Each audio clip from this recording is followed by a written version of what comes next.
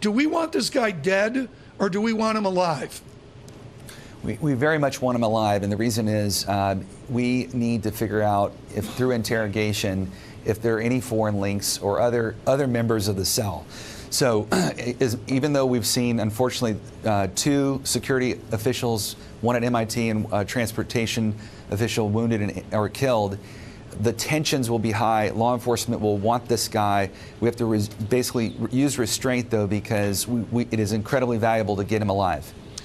When you look, Chad, at the coordinated effort, and we've really tried, folks here at Bloomberg, not to be inflammatory about speculation and all the rest of it, are you willing at this time to call this a domestic or international terrorist event? From where I sit, Chad, I can't make that call.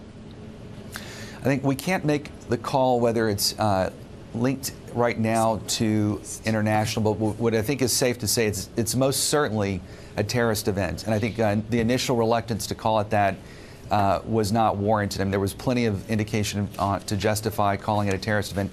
But as we saw, whether it's Oklahoma City or whether it's 9/11, the motivation here, irrespective of the cause, it is terrorism.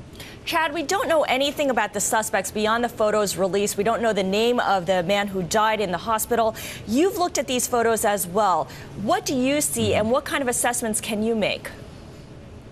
Well, I think a couple points. Number one, 2 individuals so far. The fact that these individuals, when they engaged law enforcement, used explosives in addition to weapons suggests that they certainly had the ability to produce other low-grade devices.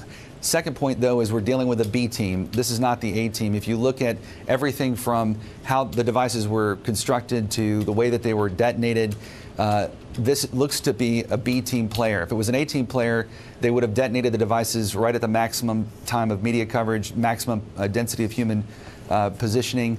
They probably would have fled the area. And the fact that they actually hung around in the perimeter gave us a tremendous advantage in tightening the noose around them. So these look like B team players that we're going to find out were somehow domestically radicalized, but most certainly terrorists. A B team player, what does that mean then about the kind of support that they've been given?